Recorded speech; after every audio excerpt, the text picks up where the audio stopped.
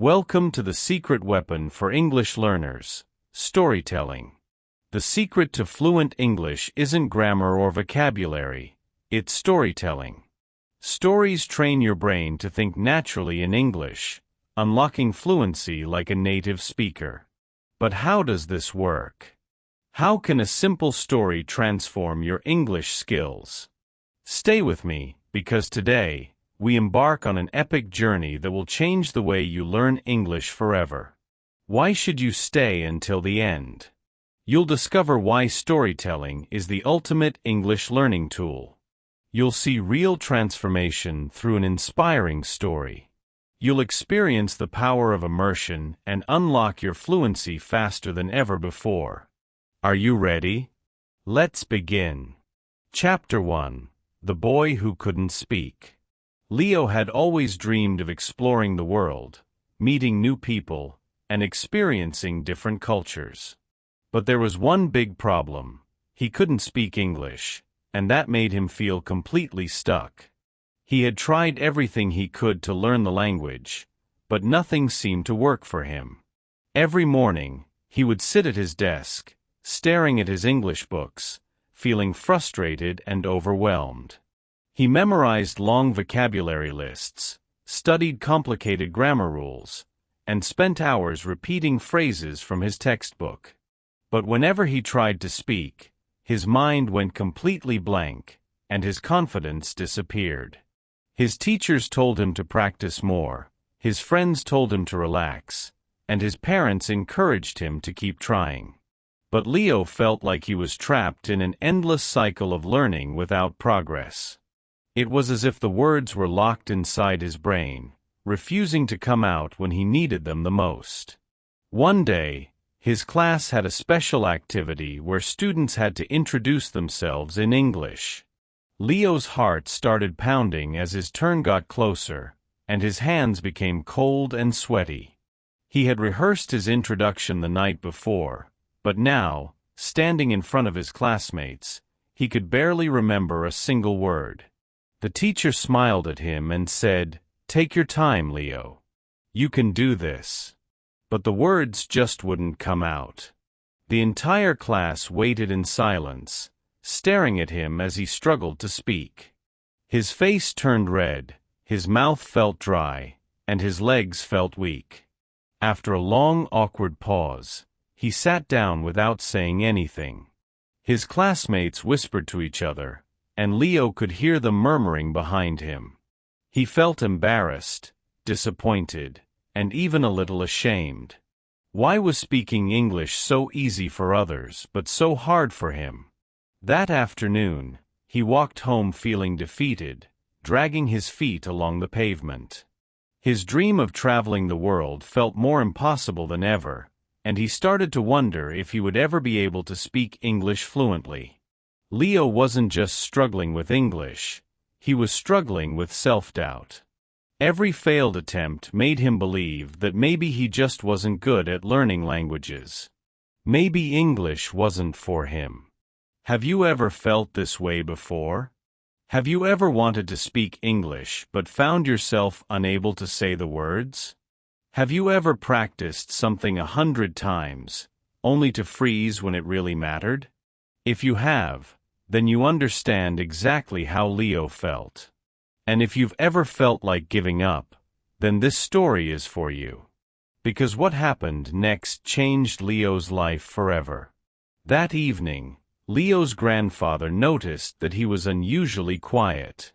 He sat down next to him and said, "Tell me, Leo, what's on your mind?"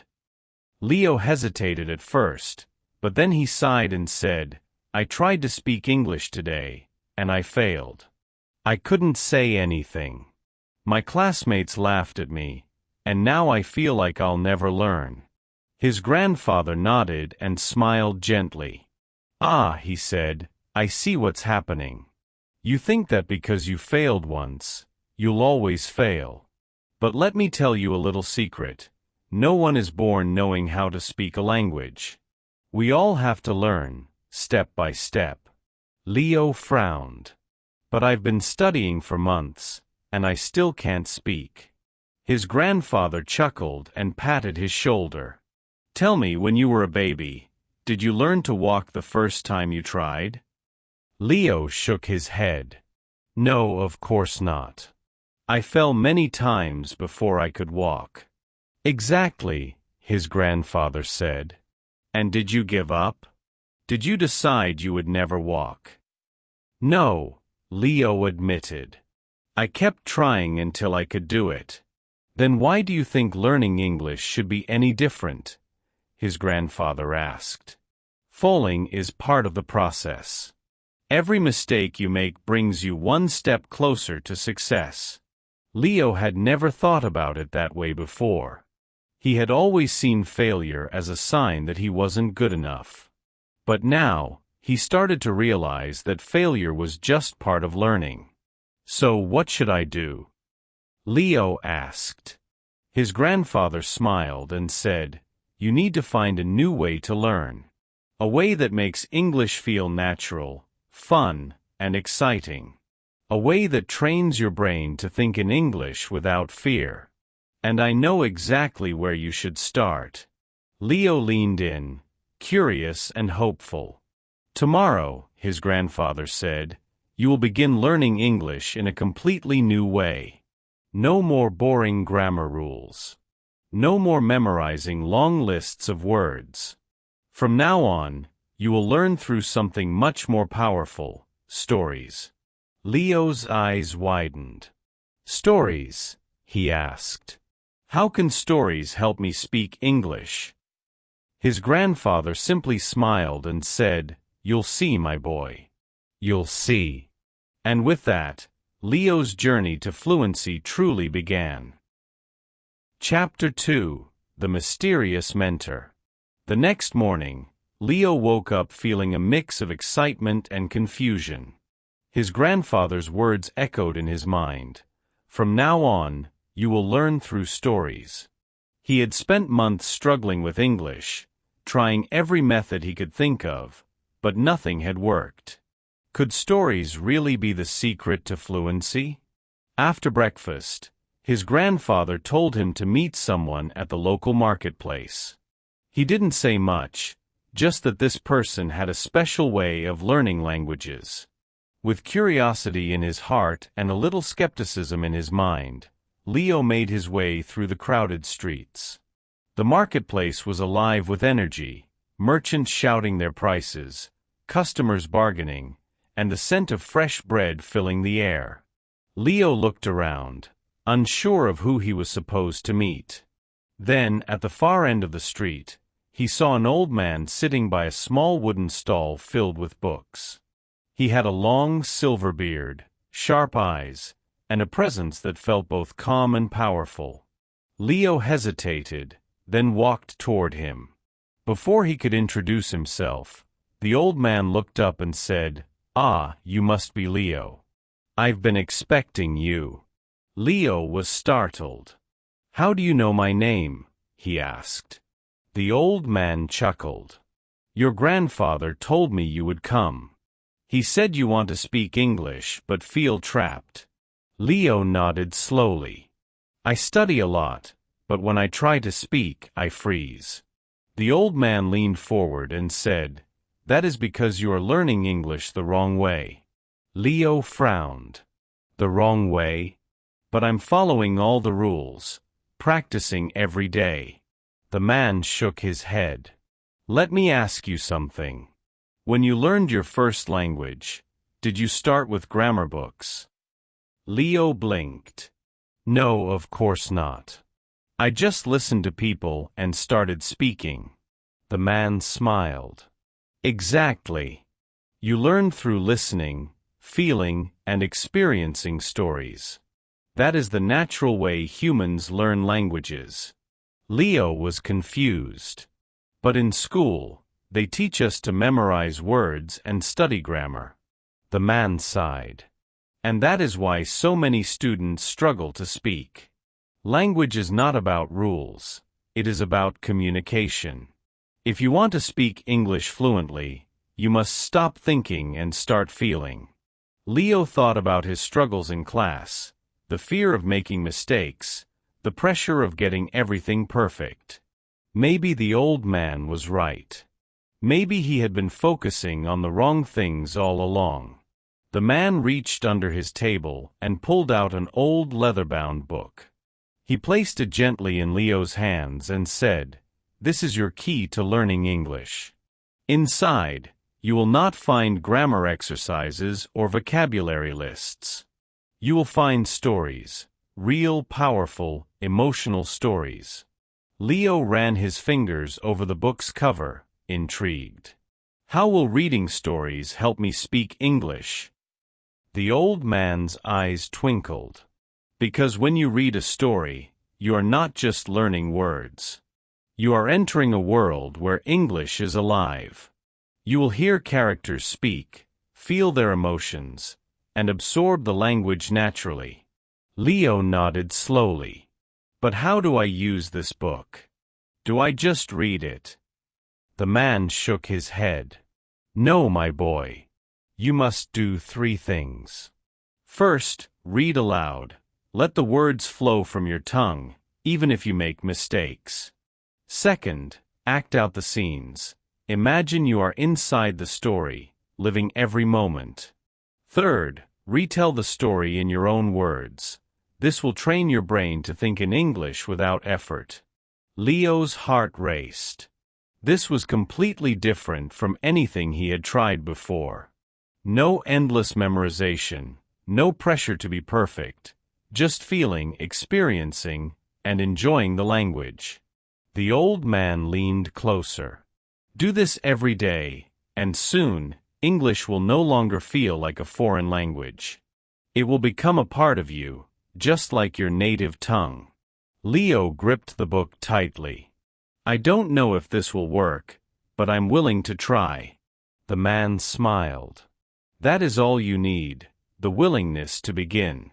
The rest will follow." As Leo left the marketplace, he felt something he hadn't felt in a long time: hope. He didn't know exactly what lay ahead, but for the first time, he believed that maybe, just maybe, he was about to unlock the secret to speaking English fluently. Chapter 3: The Journey Begins. Leo sat on his bed that evening, staring at the old leather-bound book the mysterious man had given him. He felt a strange excitement mixed with doubt. Could this really be the secret to speaking English fluently? He had spent months studying with no results, but now, he had been told to stop memorizing and start living the language through stories. He took a deep breath and opened the book. The first story was titled The Lost Traveler. The moment he began reading, he felt something different. This wasn't like the boring textbook exercises from school. The sentences were full of emotion, action, and real conversations between characters. He remembered the old man's advice: read aloud. Feel the words. Don't just see them, live them. So instead of reading silently, he spoke the words out loud, letting his voice carry the story into the room. At first, it felt strange, and he stumbled over difficult words, but as he continued, something incredible started happening. The more he read, the more the words flowed naturally from his mouth. The hesitation he usually felt was fading, and for the first time, he wasn't thinking about grammar, he was just experiencing the story. After finishing the first page, he stopped and whispered to himself, "I actually understood that." He smiled, realizing that he hadn't translated the sentences in his head. He had just absorbed the meaning, like a native speaker would. But the old man had given him 2 more tasks: act out the scenes. Retell the story in his own words. Feeling a bit foolish, Leo stood up and tried to act like the lost traveler in the story. He imagined himself walking through an unknown land, looking around desperately for help. He even spoke as the character would, using the same English words he had just read. His heart raced. It felt like something inside his brain had unlocked. Instead of thinking about English, he was feeling it. The words weren't just on a page anymore, They were alive inside his mind. After finishing the acting exercise, he took a deep breath and attempted the final step, retelling the story in his own words. At first, he struggled, hesitating between sentences, trying to recall exact words from the book. But then, he remembered the old man's advice. It doesn't have to be perfect. Just speak. So, he let go of perfection and simply spoke. The traveler was lost. He looked for help but found no one. He walked for hours until he saw a village. His sentences were simple, not perfect, but for the first time in his life, he was speaking English without fear. He couldn't believe it. For months, he had been stuck, unable to form words in real conversations. But now, after just one session with a story, he had spoken more English than he ever had before. That night, he lay in bed replaying everything in his mind. Was it possible that he had been learning the wrong way all this time? Instead of treating English like a school subject, maybe he needed to experience it like a real language, the way people do when they grow up with it. He had spent so much time worrying about mistakes, grammar, and rules, but now he realized that fluency isn't about perfection, it's about connection and confidence. The next morning, he woke up feeling a fire inside him. For the first time in his life, he wasn't afraid of learning English. He was excited. He grabbed the book and made a promise to himself. I will read, act, and retell a story every single day. He didn't care if he made mistakes. He didn't care if he sounded silly. He was done being afraid. His journey to fluency had finally begun. Chapter 4: The Ultimate Test. Leo had been practicing every day, reading stories aloud, acting them out, and retelling them in his own words. Each time he did, he felt his confidence growing, and the fear of speaking was slowly fading away. He no longer hesitated as much, and the words started coming to him more naturally. But there was one thing he hadn't done yet. He hadn't spoken English with a real person. One morning, his grandfather sat across from him at the breakfast table and smiled. Leo, today is the day for your ultimate test. Leo's heart skipped a beat. What do you mean? He asked, placing his spoon down. His grandfather chuckled. You've been practicing with stories, acting them out, and thinking in English. But fluency is not just about practicing alone, it's about using English with real people. Leo swallowed hard. He knew this moment would come, but he wasn't sure if he was ready. Who am I going to talk to? He asked, trying to keep his voice steady. His grandfather stood up and gestured for him to follow. Come with me, and you'll see. Leo followed him through the town's narrow streets until they reached a small cafe near the marketplace. His grandfather pushed the door open, and the scent of fresh coffee filled the air. Sitting at one of the tables was a tall man with light brown hair, reading a newspaper. Leo, meet Mr. Carter, his grandfather said, introducing him to the man. He's an English teacher visiting from London. Leo felt his stomach tighten. This was it, his chance to speak English with a real native speaker. Mr. Carter looked up from his newspaper and smiled warmly. Ah, so you're Leo. I've heard a lot about you. Your grandfather tells me you've been learning English in a very interesting way. Leo hesitated for a moment, but then he took a deep breath and forced himself to respond. Yes. I am learning with stories. His words were slow, but they were there. Mr. Carter nodded with encouragement. That's fantastic. Stories are one of the best ways to learn. Leo felt his nerves settling slightly, but he still struggled to find the right words. His mind was racing. What if he made a mistake? What if he couldn't keep up? Seeing his hesitation, Mr. Carter leaned forward and said, Leo, tell me, what's your favorite story from your book? Leo's mind flashed to the stories he had been reading. He had retold them many times in his room, so he already knew what to say. I like the story about the lost traveler, he said, his voice gaining confidence. Mr. Carter smiled. That sounds interesting. Can you tell me what happens in the story? Leo took another deep breath and started speaking. A man is lost in the desert. He walks for many hours. He is thirsty. He looks for help. The words weren't perfect, but they were coming. Unlike before, he wasn't freezing or panicking. He was simply telling a story, just like he had practiced. Mr. Carter nodded with encouragement. And then what happens? Leo continued. He finds a small house. A woman helps him. She gives water. As he spoke, he could feel the fear melting away. For months, he had been afraid of making mistakes, but now, he realized that mistakes didn't matter as much as he thought. What mattered was speaking, communicating, and expressing ideas, just like in a real conversation. Mr. Carter clapped his hands. Leo, that was great. You told a complete story in English. Leo couldn't believe it. He had done it. He had spoken English with a native speaker. His grandfather patted his shoulder. I knew you could do it, Leo. You see?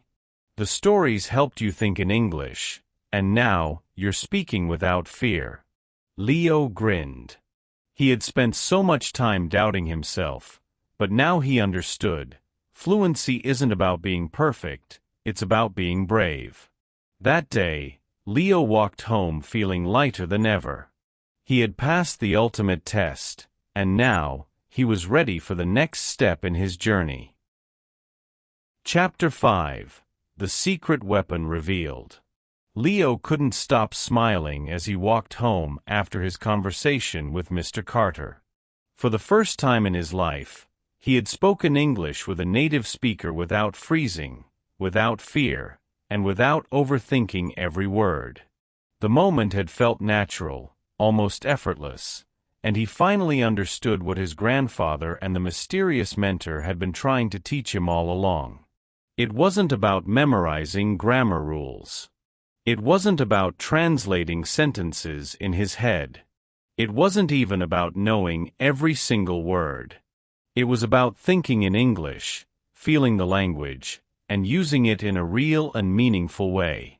When he got home, his grandfather was waiting for him on the porch with a cup of tea in hand. He saw Leo's excited face and chuckled.